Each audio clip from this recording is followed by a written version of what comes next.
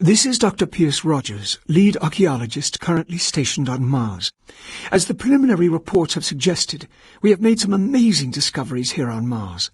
Life on Mars has long been theorized, but we never imagined anything like this. The initial chamber was discovered in 2115.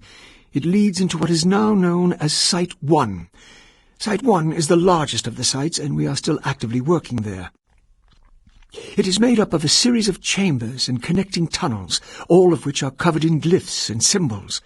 Using the UAC pattern processor, we have finally been able to understand some of the glyphs, and from them, here is what we have learned. The ancient people looked like us, at least to the extent that they were bipedal and were similar in shape and size. Their level of technology was astounding. For instance, the glyphs at each site were carved into the rock by some sort of machine, and each one is precisely cut from the stone. It far exceeds the precision of anything we can do.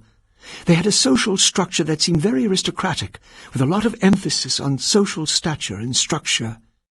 Site 2 is a much smaller set of chambers, mostly containing burial sites, temples, and various amounts of individual artifacts. This site has been photographed and cleared out, and all material is back on Earth for study and review.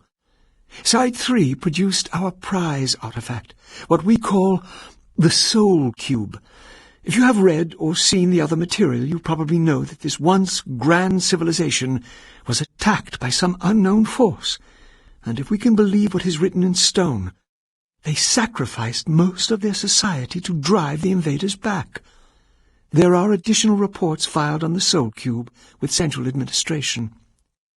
We also recovered several other device-type artifacts. They are not as ornate as the Soul Cube, but each appears unique. We are still learning how to interpret all of the glyphs, and hopefully, once we have that completed, the science teams can provide more detailed information on their technology. These are truly unique and special times for archaeologists.